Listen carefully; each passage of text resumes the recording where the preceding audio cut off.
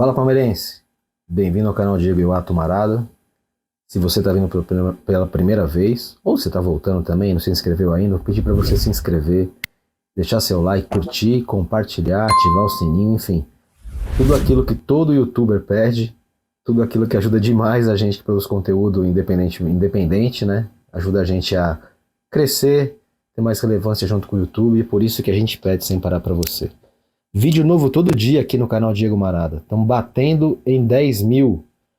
Não virou a chavinha lá de 10 mil, mas está 9.970 e não sei o que. Então a gente pode considerar que a gente chegou em 10 mil. Nossa meta era chegar nesse número até dia 21 de agosto. Estamos ainda adiantado, né? Temos ainda uma semana, um pouco mais de uma semana para chegar nesse número. E, pô, deu certo nosso planejamento, funcionando direitinho. E obrigado por você estar de volta aqui. Toda hora eu faço isso aqui, pra olhar se o microfone tá verde aqui, e é só olhar pra frente, né? Dá pra ver na tela ali que tá verde. Se tá verde, tá ligado. Tosse, viu? A impressão que eu tenho é que a gente só vai de uma gripe pra outra, né? Tem um intervalo ali de 3, 4 semanas e vai uma gripe, uma tosse, alguma coisa pra irritar. Bom, Palmeiras começa hoje a sua caminhada de volta à final da Libertadores e começa justamente por Lima, que é onde acaba essa história para quem for para a final, né? Palmeiras e Universitário jogando em Lima nessa quinta-feira, 9h30 da noite, e a final também foi confirmada pela Conmebol para ser em Lima também,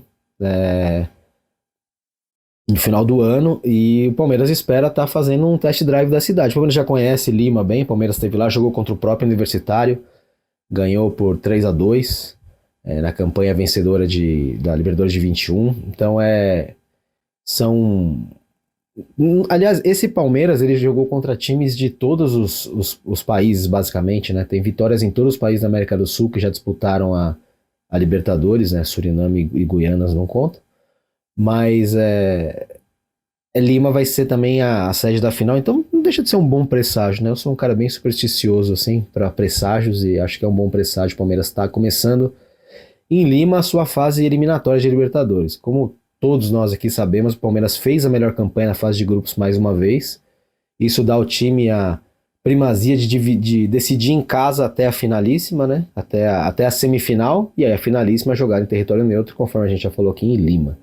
Bom, o que o Palmeiras pode esperar desse Universitário, né? Hoje foi engraçado, foi um dia curioso.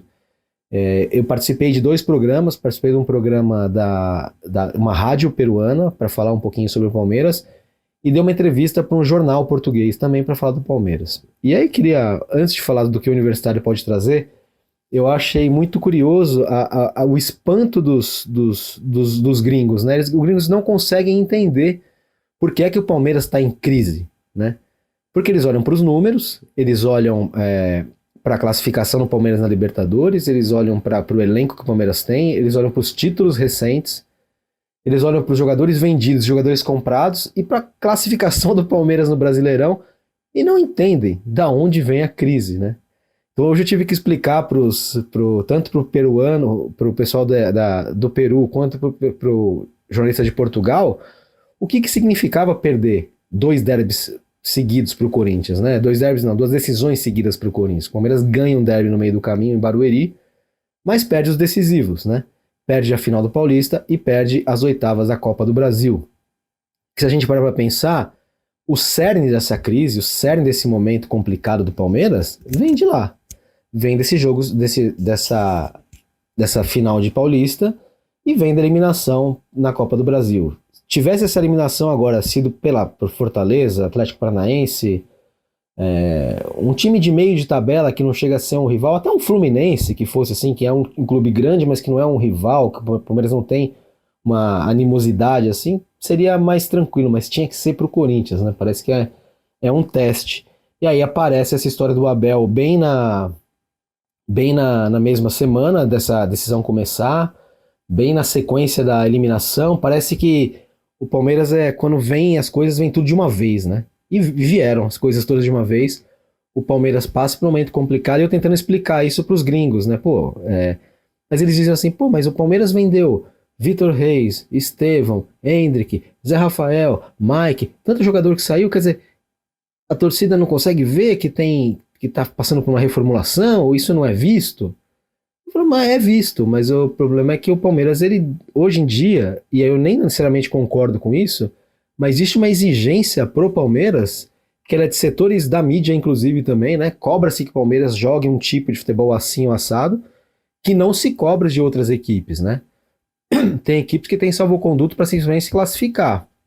E do Palmeiras exige-se um futebol mais requintado, mais refinado. Não saberia explicar por quê, né? O Abel às vezes fala que do Palmeiras cobra-se algo além. E aí é curioso que a gente pode falar, mas então é essa imprensa de gambá, né? Como a torcida canta, né?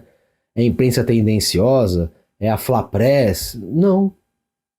Quem cobra muito do próprio Palmeiras são os palmeirenses. Essa é a característica do Palmeiras, né? O Palmeiras, de uns anos para cá, ele se investiu dessa questão de ser o maior campeão do Brasil, de ser o clube com melhor administração, melhor técnico. E o Palmeiras passou a cobrar do próprio clube uma entrega superior em termos também de vício do futebol, de beleza do futebol, de sofisticação do jogo, né? O palmeirense não está mais contente em ganhar. Ele quer ganhar jogando, parece que jogando melhor, né?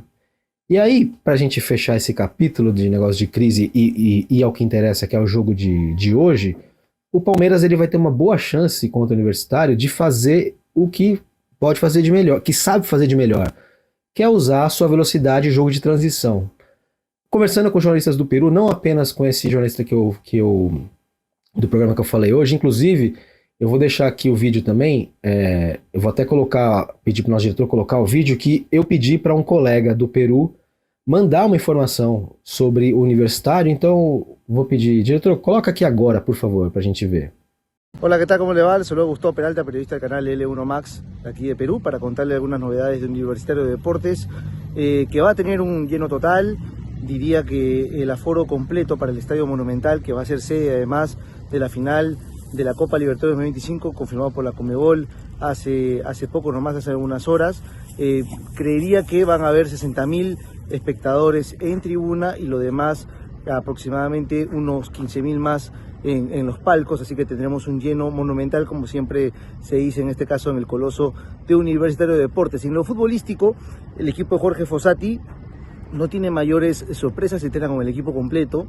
Solamente hay una duda: quién va a ser el carrilero por izquierda en el sistema 1-3-5-2, es decir, si Cesaringa, que es peruano y seleccionado nacional, o en este caso José Carabalí, que es el ecuatoriano que llegó como refuerzo para esta temporada en la U. El 11 sería con Britos en el arco, Corso, Riveros y Di Benedetto en la línea de 3. Los carrileros serían Andy Polo por derecha, Cesaringa o Carabalí, en este caso por izquierda. El volante central es Rodrigo Ureña, el chileno, internacional, además seleccionado con la selección chilena. Los volantes interiores Martín Pérez Guedes y Jairo Concha, y arriba Alex Valera con Edison Flores, jugadores de la selección peruana también. Básicamente ese es el 11 que se apunta de la U para enfrentar a Palmeiras este jueves en el Monumental. Vocês podem ver pelo vídeo que a expectativa dos caras é um estádio cheio e o time deles é considerado um time bem forte, talvez seja o melhor universitário dos últimos tempos, e é um time que vai jogar para cima do Palmeiras, é um time que não vem pro Palmeiras no sentido de cautela, não. O técnico deles é o Jorge Fossati, um cara que trabalhou no Inter de Porto Alegre, um cara que conhece o futebol brasileiro, entende o que é o Palmeiras, mas com 65 mil pessoas lotando o Monumental, ele vai querer, a torcida vai demandar um universitário que joga em cima do Palmeiras, tentando sufocar o Palmeiras. E aí, o Palmeiras pode ter a chance de fazer aquilo que faz melhor, que é jogar em transição, que é aproveitar espaços atrás das linhas, né? Por isso tudo eu entendo, e eu acho que o Abel também está prevendo isso, né? E por isso tudo eu entendo que o Palmeiras para hoje tem que ser o time com pontas abertas, tem que ser o time do jogo de aproximação, mas preparado para jogar de outro modo, né?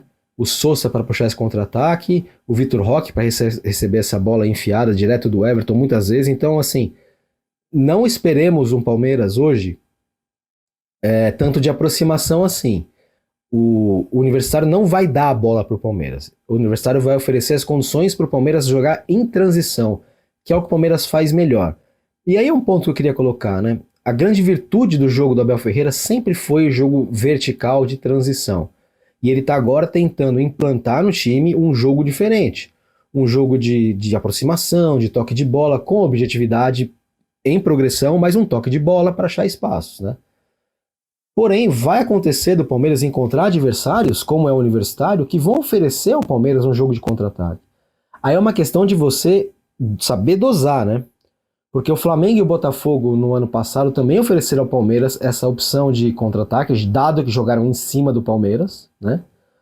Mas o Palmeiras primeiro não foi capaz de se aproveitar disso, né? E o Botafogo, inclusive, surpreendeu o Palmeiras em contra-ataques também. Então, essa evolução do Palmeiras para aprender a jogar de outros modos, ela serve mesmo para os jogos em que o Palmeiras vai precisar atuar não reativamente. Porque pode acontecer do Universitário abrir o placar e aí eles também recuarem e o Palmeiras ter que tentar passar por essa defesa e o jogo de aproximação para abrir a defesa, né? Normalmente o que acontece? O time toca a bola, o máximo de pessoas de um lado de cá para abrir uma brecha e às vezes tem uma inversão pro lado de lá. Isso acontece muito, né? Ou às vezes os jogadores tabelam pela direita, pela esquerda, que você vê o Piquerez, o Facundo tabelando, de repente com sei lá, com o Maurício passando por ali, e aí você vê que a conclusão vem do lado de lá. O Vitor Roque vem direto em facão pela ponta direita. Então, o esperado é que o Palmeiras possa fazer o seu jogo de transição contra o Universitário. Mas assim, o jogo vai ditar. O importante é que eu creio que o Palmeiras vai completinho. O Palmeiras não deve ter essa ideia de 2 centroavantes, deve ser o time que está mais habituado a jogar. E o Universitário deve vir com seu time completo também, com o intuito de pressionar o Palmeiras. Então vamos lá, pensando aqui na escalação, o Everton, Giai, o Marcos Rocha já nem foi. O Marcos Rocha está negociando com o Grêmio, deve ser mais uma baixa. Mas vamos lá. O Everton, Giai, Gustavo Gomes. Eu acredito que Bruno Fux esteja voltando, mas pode ser o Mikael, pode ser o Murilo. Piquerez. Eu acredito em Aníbal Moreno, Lucas Evangelista e Maurício. E acredito em Facundo, Vitor Roque e Sousa. Creio que esse vai ser o time. Pode acontecer alteração? Pode entrar um Felipe Anderson? Pode. Pode mudar? Pode entrar o Martínez no meio também? Pode. Pode mudar algumas coisinhas ou outras, mas o que não vai mudar é a base estrutural do time. Isso vai permanecer e o Palmeiras vai encontrar um Universitário complicado. Só que assim, o complicado é justamente com o que o Palmeiras sabe lidar melhor, né? O Palmeiras ele prefere não ter a bola, normalmente, né? Esse Palmeiras. Então, tudo leva a crer que o Palmeiras vai ter um bom desempenho contra o Universitário, vai voltar com um bom resultado. O empate eu já consideraria um bom resultado, mas eu acredito que o Palmeiras volte com mais do que um empate, beleza? Para você que ficou até aqui, muito obrigado. Deixe seu like, se inscreva no canal, curta, compartilhe, deixe seu comentário. No final da semana vamos ter de novo o episódio especial comentários, beleza? Estamos chegando em 10 mil. Vídeo novo todo dia e até o próximo vídeo. Um abraço.